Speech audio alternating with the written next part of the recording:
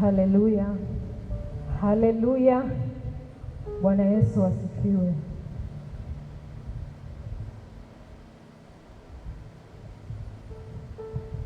Bwana Yesu asifiwe. Basi kwa majina yangu naitwa Sally, nimeokoka, nampenda Yesu. Nataka nimshukuru Bwana asubuhi ya leo kwa upendo wake, amenilinda pamoja na jamii yangu, tuko wazima sote. Na bila kusahau nataka nimshukuru mtumishi wa Mungu in absentia, amekuwa baraka sana maishani mwetu.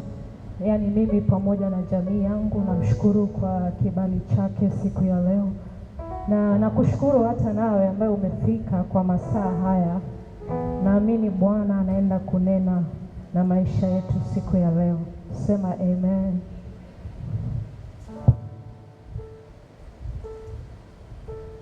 Sasa nataka kwanza niombe radhi, maanake naona kutakuwa na mabadiliko kidogo pale. Kuna sheria kadhaa ambazo sikuwa nimeambiwa, lakini naamini tu bado Roho wa Mungu atanena na siku ya leo.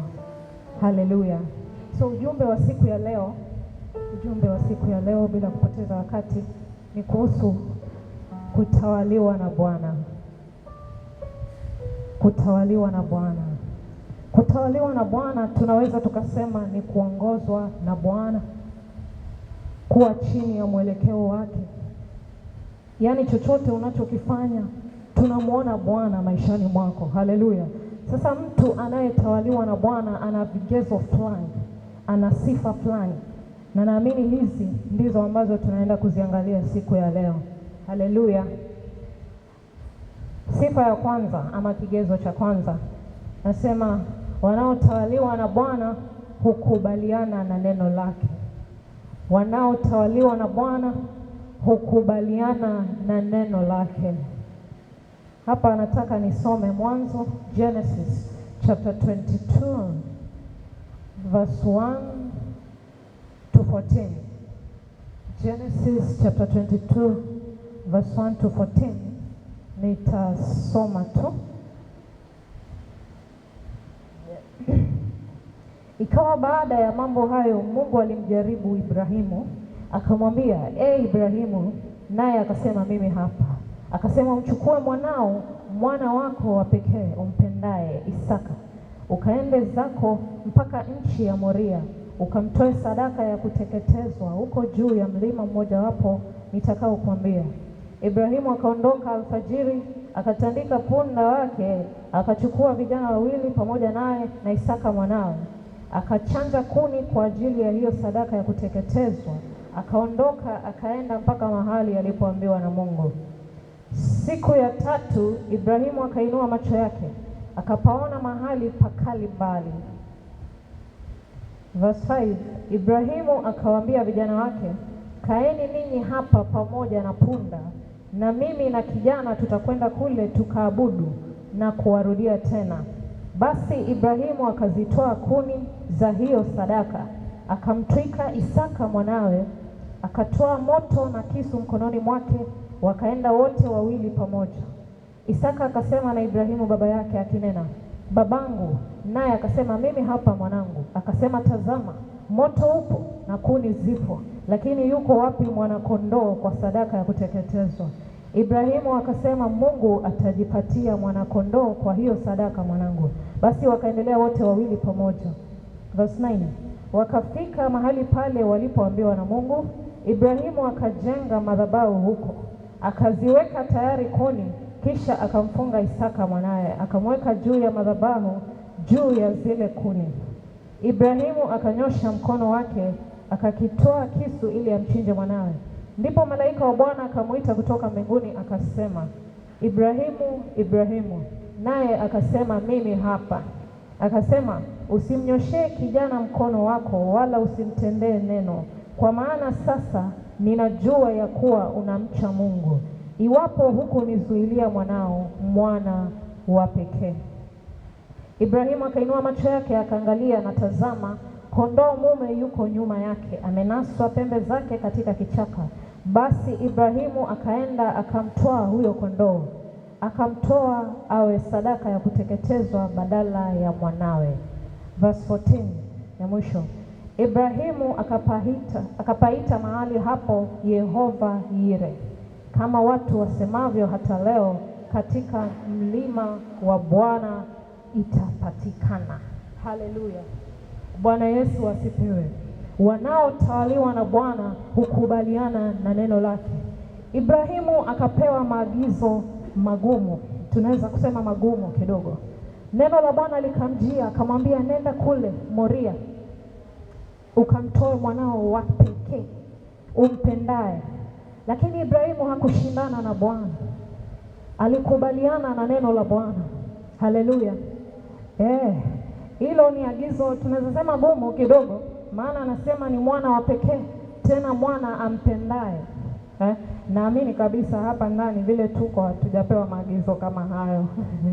Ama kuna mtu pengine ameambiwa amtoe mwanae, tumwambie pastor baadaye akuombee neema ikutosha. Lakini kukubaliana na neno la Bwana siku ya leo, naamini Bwana anatuambia inavutia utawala wa Bwana, inavutia uhusisho wa Mungu. Bwana Yesu asifiwe. Na tunaona kwamba unapomtii Bwana, yeye husababisha baraka kuwa sehemu yako. Haleluya. Manake ukiangalia pale chini kidogo, verse 15 to 18, the same chapter, Genesis 22:15 to 18, anasema malaika wa Bwana akamwita Ibrahimu mara ya pili kutoka mbinguni, kasema, nimeapa kwa nafsi yangu, asema Bwana, kwa kuwa umetenda neno hili, wala hukunizuilia mwanao wa pekee. Katika kubariki nitakubariki, na katika kuzidisha nitauzidisha uzao wako kama nyota za mbinguni na kama mchanga ulioko pwani, na uzao wako utamiliki mlango wa adui zako. Haleluya. Na katika uzao wako mataifa yote ya dunia watajibarikia, kwa sababu umetii sauti yangu. Haleluya. Wanaotawaliwa na Bwana hukubaliana na neno la Bwana, na jambo hili linavutia utawala wa Mungu, linavutia pamoja na baraka za Bwana. Haleluya. Bwana Yesu asifiwe.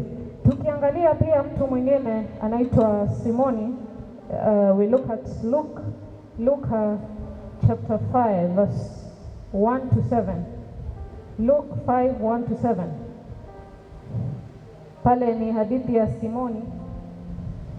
Ikawa makutano walipomsonga wakisikiliza neno la Mungu, yeye alikuwa amesimama kando ya ziwa la Genesareti.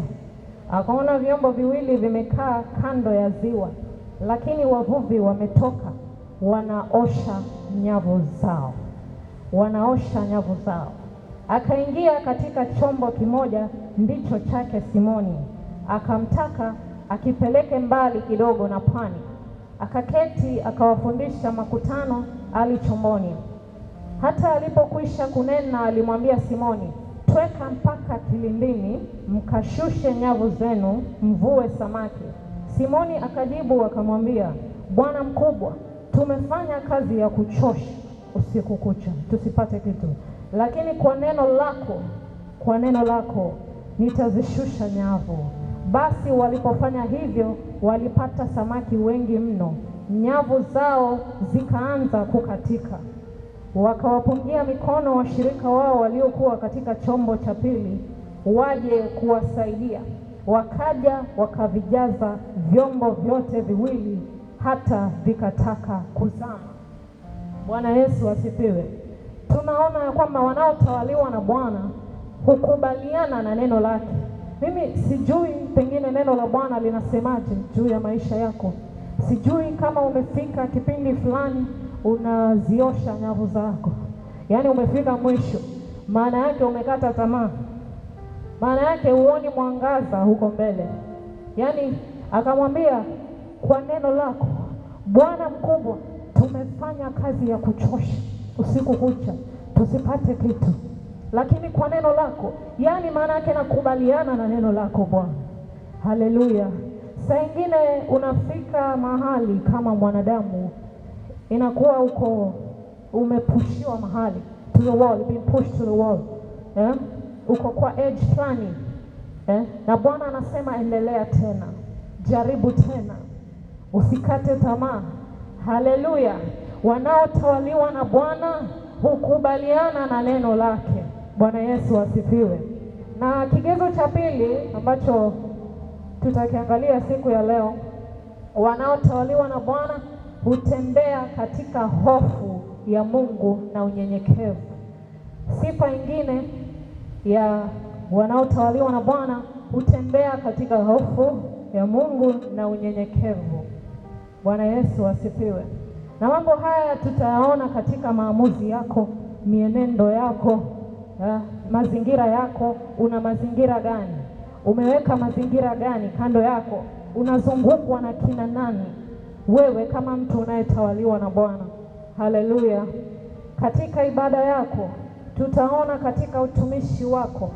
Bwana Yesu asifiwe. Tuangalie tu kwa haraka Philippians or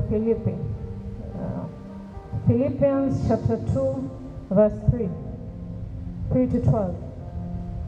Anasema Philippians 3:12,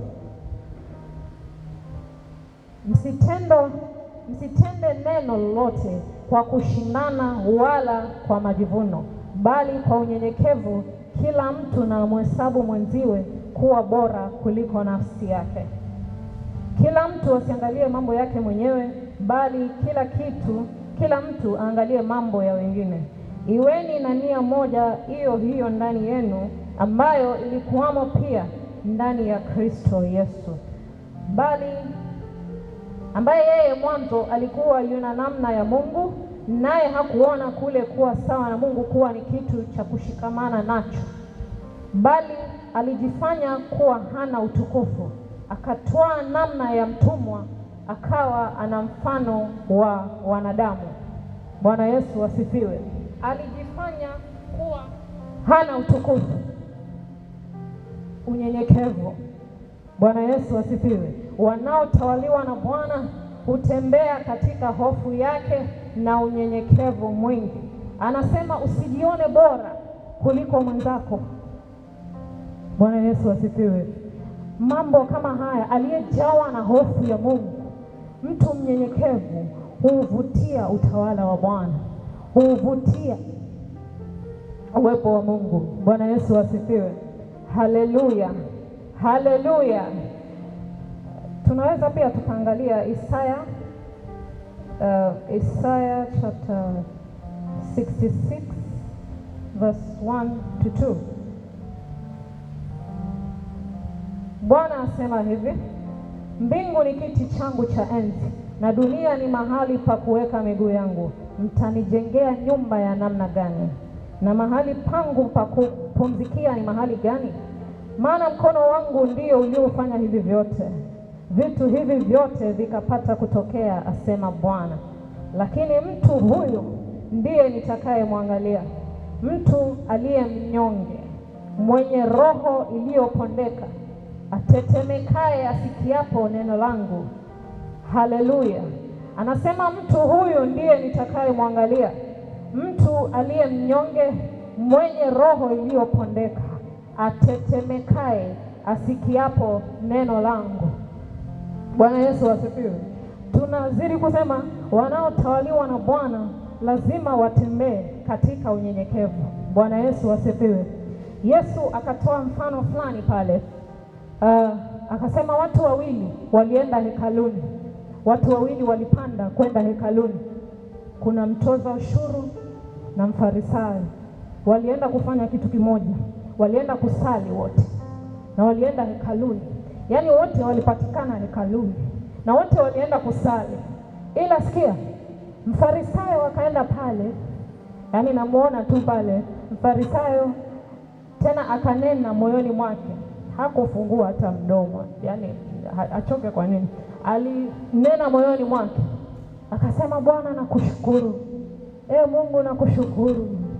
Mimi si kama wale.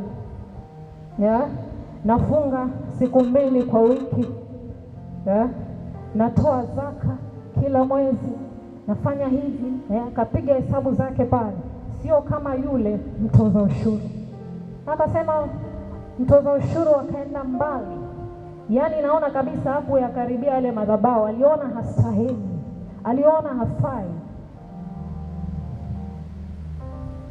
akaenda mbali, na pale alipokuwa hakuinua. Biblia inasema, maandiko yanasema, I believe this is Luke chapter 18 verse 9 to 14. Luke 18:9 to 14. Akaenda pale mbali, hakuinua macho yake kutazama mbingu, hapana, akajipiga kifua, akasema, Mungu, niwie radhi, mimi mwenye dhambi. Akamwambia Bwana, niwie radhi, mimi mwenye dhambi. Na Yesu akamaliza pale akisema, hakika kwa wale watu wawili, mmoja alihesabiwa haki, mmoja. Bwana Yesu asifiwe. Akasema, anayenyenyekea ninamkweza, na anayejikweza ninamshusha. Bwana Yesu asifiwe.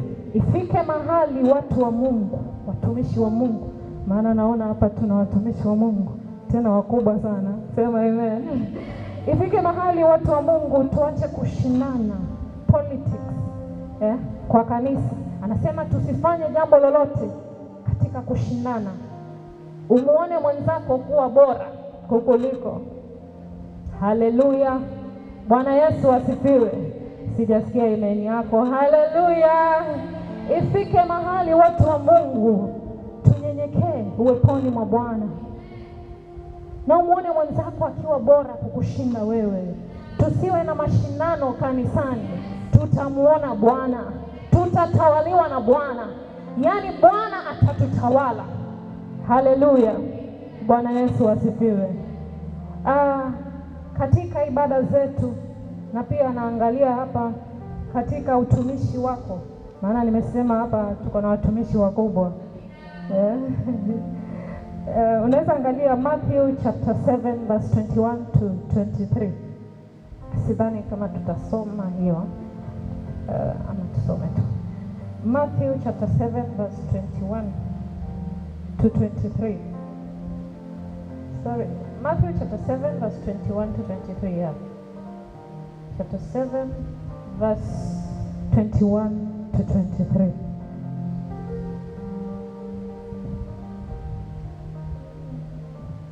Haleluya. Kasema, si kila mtu asemaye Bwana Bwana atakayeingia katika ufalme wa mbinguni. Bwana Yesu asifiwe. Si kila mtu asemaye Bwana Bwana ataingia katika ufalme wa mbinguni. Mpendwa, itakuwa hasara sana kama tutapatikana katika nyumba ya Bwana kila siku, pengine kila wiki unang'ang'ana. Utasimama hapa kama mimi leo, uimbe, uhubiri. Nasema si kila mtu asemaye Bwana Bwana atauona ufalme wa mbinguni, bali yeye afanyaye mapenzi ya Mungu. Haleluya. Anasema wengi watasema, Bwana, sikutoa unabii kwa jina lako, sikutoa pepo kwa jina lako Bwana.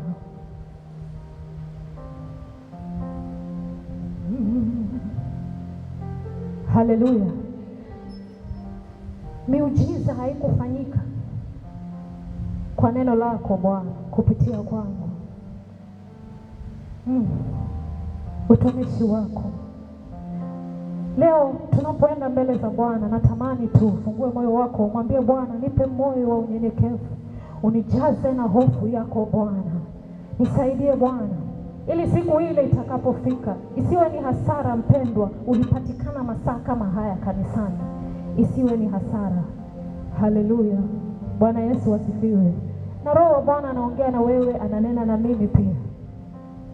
Usimuone mwenzako akiwa chini, umuone akiwa bora kukushinda. Tusiwe na mashindano kanisani. Haleluya. Mwambie tu Bwana, siku ya leo nipe moyo wa unyenyekevu. Tutamuona Bwana, tutamuona Mungu. Nasema mwaka huu tutamuona Mungu tukikubali kutawaliwa na Bwana. Haleluya. Bwana atupe mioyo ya unyenyekevu siku ya leo. kwa jina la Yesu. Haleluya. Number 3, wanaotawaliwa na Bwana huelewa majira na kuyaamini mapenzi yake.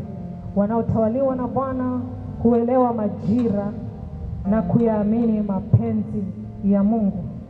Naongelea ufahamu, naongelea imani. Ukiangalia pale Mhubiri chapter 3 verse 1, chapter 3 verse 1 anasema, kwa kila jambo kuna majira yake na wakati kwa kila kusudi chini ya mbingu. Anasema kuna wakati wa kuzaliwa, kuna wakati wa kufa, na anazilist pale, hatutazisoma. Kuna wakati wa kupanda, kuna wakati wa kuvuna, kuna wakati wa kucheka, kuna wakati wa kulia. Yaani hivi vipindi vyote ni vyetu, lazima tutavipitia chini ya jua. Haleluya. Bwana Yesu asifiwe. Najua tunataka zile nzuri, kucheka, hii kulia, lakini zote ni fungu letu tu, bado tutapitia zote. Haleluya. Anayetawaliwa na Bwana anaelewa majira na kuyaamini mapenzi ya Mungu. Unapoelewa uko katika nyakati gani, uko katika majira gani katika maisha yako, kuna mambo hayatakutingisha. Haleluya. Bwana Yesu asifiwe. Unaweza pia ukaangalia 1 Corinthians chapter 10 verse 13. 1 Corinthians chapter 10 verse 13 peke yake. Nasema, jaribu halikuwapata nyinyi isipokuwa lililo kawaida ya wanadamu, ila Mungu ni mwaminifu, ambaye hata waacha mjaribiwe kupita muwezavyo, lakini pamoja na lile jaribu atafanya na mlango wa kutokea ili muweze kustahimili. Haleluya. Bwana Yesu asifiwe. Ifike mahali, mtu wa Mungu, ifike mahali mpendwa, tuelewe ya kwamba hilo jaribu unalolipitia ni kipindi tu, ni kipindi tu, na limepimwa na Mungu anayekupenda. Sema amen. Na ni mwaminifu. Anasema Mungu ni mwaminifu, hataacha ujaribiwe kupita uwezavyo. Bwana Yesu asifiwe. Wanaotawaliwa na Bwana ndani ya nyumba hii, na wakumbusha tu, tunapaswa kuelewa majira na kuyaamini mapenzi ya Mungu. Haleluya. Bwana Yesu asifiwe. Mahali fulani akasema, duniani mnayo dhiki, ulimwenguni mnayo dhiki, ila msihofu. Akasema msihofu, nimeushinda ulimwengu. Bwana Yesu asifiwe. Yaani ukiwa unamjua aliye juu yako, umembeba nani, unajua kwamba aliye ndani yako ni mkuu kuliko aliye duniani. Anasema ulimwenguni, duniani mnayo dhiki. Utapitia mshikiti nini? Utapitia changamoto, utapitia hali fulani ambazo zinaweza zikakubabaisha kidogo, ila tupate watu ndani ya nyumba ya Mungu watakaoelewa kwamba ni kipindi tu, kimepimwa na Baba yangu, na Mungu ni mwaminifu, na pamoja na lile jaribu atatoa njia.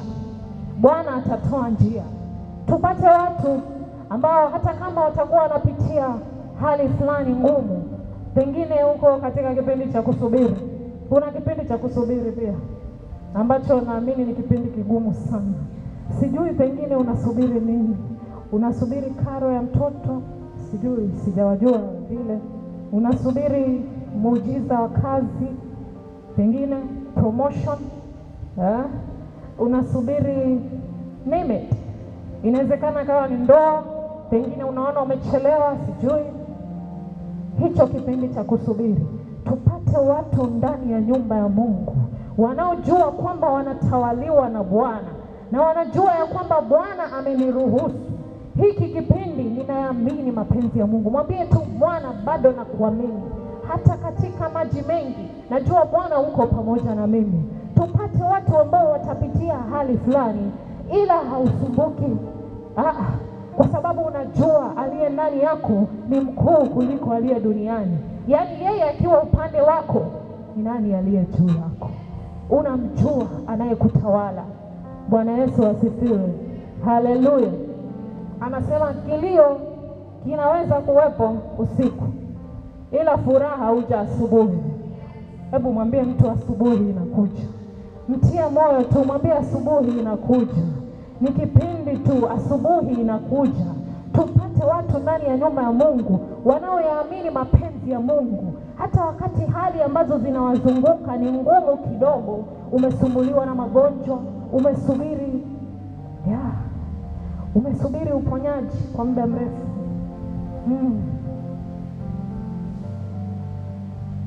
Mungu ni mwaminifu. Haleluya. Bwana Yesu asifiwe. Natiwa moyo pale na Ayubu. Nampenda Ayubu pale. Tunaweza tu kuangalia kwa kifupi Ayubu chapter 2. Ayubu chapter 2 verse 9 to 10. Verse 9 to 10. Sasa sote tunajua hiyo historia, tunajua yale mambo ambayo Ayubu alipitia, tunajua zile hali ambazo alizipitia. Yaani hata pamoja na kwamba Bwana anajivunia Ayubu, anamwambia nimetoka kutembea duniani, pite zangu za hapa na kule. Anamwambia umemuona mtumishi wangu Ayubu, hakuna aliye kama yeye. Haleluya. Asema anaepukana na uovu. Huyu ni mtu anatawaliwa na Bwana, maana sio rahisi kama hutawaliwi na Bwana. Anaepukana na uovu. Ni mwaminifu, mkamilifu, anashikamana na utimilifu. Ila shetani akafanya mambo yake pale na akasema niruhusu nimjaribu. Na Bwana akamruhusu. Ieleweke kwamba saa nyingine kuna mambo tunayapitia katika maisha yetu, inakuwa ni Bwana ameruhusu hilo jaribu, na ni kwa sababu tumesoma pale, amepima akaona unaweza, na pamoja na lile jaribu atatoa njia. Ukiangalia verse 9 to 10, mkewe akamwambia, je, wewe hata sasa washikamana na utimilifu wako? Umkufuru Mungu ukafe. Lakini yeye akamwambia, wewe wanena kama mmoja wa hao wanawake wapumbavu wanenavyo. Je, tupate mema mkononi mwa Mungu, nasi tusipate na mabaya? Katika mambo hayo yote Ayubu hakufanya dhambi kwa midomo yake. Bwana Yesu asifiwe. Akasema, je, tupate mema mkononi mwa Mungu, nasi tusipate na mabaya? Ayubu hakufanya dhambi kwa midomo yake. Haleluya. Bwana Yesu asifiwe. Haleluya. Akasema, je, tupate mema, tusipate na mabaya? Tupate watu ndani ya nyumba ya Mungu wanaojua wanatawaliwa na Bwana, waelewe majira ya kwamba hata katika kipindi hiki ni Bwana ameruhusu tu. Na ninajua Bwana ni mwaminifu. Ninaamini mapenzi yako Bwana. Ninajua utatoa njia. Hata hapa unaweza. Bwana Yesu asifiwe. Nataka tu nimalizie pale kwa sifa ya 4. Wanaotawaliwa na Bwana hutembea katika nguvu na utawala. Wanaotawaliwa na Bwana hutembea katika nguvu na utawala. Haleluya. Bwana Yesu asifiwe. Hapo inaweza kuwa mamlaka, inaweza kuwa ushindi, kibali, yaani vyote vizuri wewe vitaji. Wanaotawaliwa na Bwana hutembea katika nguvu na mamlaka. Haleluya. Hapo unaweza kusoma Matthew chapter 16 verse 13 to 19. Matthew 16:13 to 19.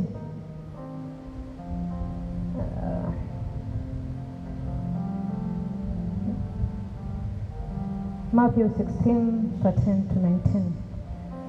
Basi Yesu akaenda pande za Kaisari Filipi, akauliza wanafunzi wake akasema, watu hunena mwana wa Adamu kuwa ni nani? Wakasema, wengine hunena Yohana Mbatizaji, wengine Elia, wengine Yeremia au mmojawapo wa manabii. Akawaambia, nanyi mwaninena mimi kuwa ni nani? Yesu akajibu akamwambia, Simoni Petro akajibu akasema, wewe ndiwe Kristo, mwana wa Mungu aliye hai. Yesu akajibu akamwambia, heri wewe Simoni Bariona, kwa kuwa mwili na damu havikukufunulia hili, bali Baba yangu aliye mbinguni. Nami nakwambia, wewe ndiwe Petro, na juu ya mwamba huu nitalijenga kanisa langu, wala milango ya kuzimu haitalishinda.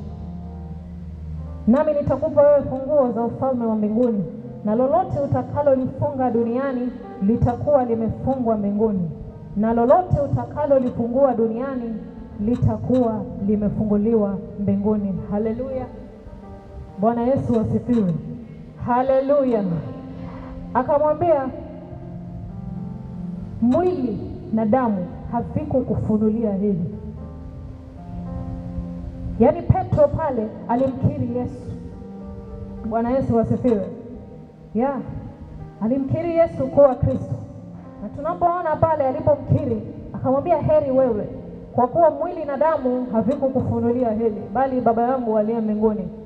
Akamwambia, wewe ndiwe Petro, na juu ya mwamba huu nitalijenga kanisa langu, nami nitakupa ufunguo wa ufalme wa mbinguni.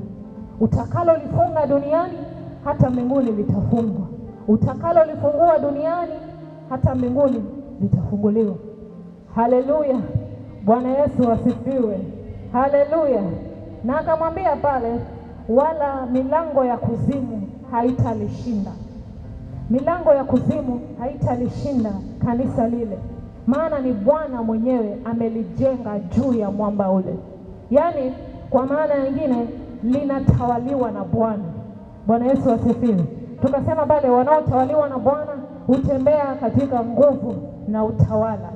Akamwambia, nitakupa ufunguo wa ufalme wa mbinguni. Utakalolifunga duniani na mbinguni linafungwa, utakalolifungua duniani na mbinguni linafunguliwa.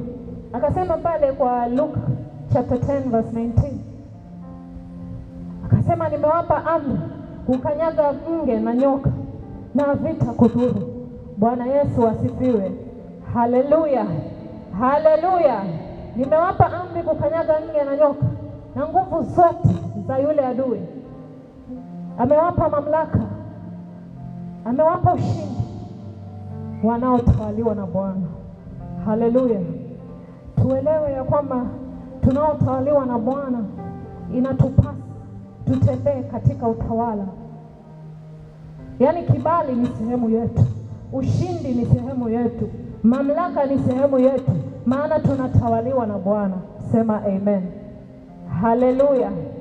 Bwana Yesu asifiwe. Ila nguvu hiyo nayo pia inahitaji activation. You need to activate that power. Haleluya. Bwana Yesu asifiwe. You need to activate that power. Kuna hadithi hapa hatutaisoma. Matthew chapter 17 verse 14 to 21. Matthew 17:14 to 21. Kukatokea mtu fulani pale aliyekuwa na mtoto. Huyu mtoto alikuwa ameteswa kwa muda mrefu na kifafa. Si unajua kifafa, mtu anaanguka tu bila notice. Ameanguka, unatembea na yeye, kumbe ukigeuka umemwacha mahali. Ameteswa muda mrefu na kifafa. Akamwambia, Bwana, mrehemu mwanangu, ameteswa na kifafa, ameteswa kwa muda mrefu. Maana mara nyingi alikuwa anaanguka pengine kwenye moto, kwenye maji mengi. Akamwambia, mrehemu mwanangu. Nikamleta kwa wanafunzi wako, ila hakuweza kupona. Yaani hawakuweza kumponya. Naye Bwana akageuka akasema, nyinyi kizazi kisicho na imani, kilichopotoka, nitakuwa nanyi mpaka lini? Nitakuwa nanyi mpaka lini? Yaani pamoja na kwamba walikuwa wanatembea na huyu Bwana, bado hili hawakuliweza. Sijui kama unanielewa. na akakemea lile pepo likaondoka. Wanafunzi wakarudi kwake wakamuuliza, mbona Bwana sisi, mbona hatukuweza? Mbona ilikuwa ngumu kwetu sisi? Akamwambia, ni imani yenu. Laiti mngelikuwa na imani kidogo tu kama mustard seed. Hiyo Kiswahili imekuwa shida. Mngekuwa na imani kidogo tu, ningeambia mlima huu uondoke uende pale, na ungekusikiliza. Akamwambia, lakini hakuachia hapo. Akasema, lakini namna hii haiondoki ila kwa kusali na kuomba. Haleluya, Bwana Yesu asifiwe. Akasema namna hii ni lazima ufunge na kuomba. Bwana Yesu asifiwe. Yeah, you need to activate that power. In as much as tumepewa amri, kanyaga nge na nyoka na nguvu zote za yule adui. Ndiyo mamlaka umepewa, lakini you need to activate that power. Kufunga na kuomba.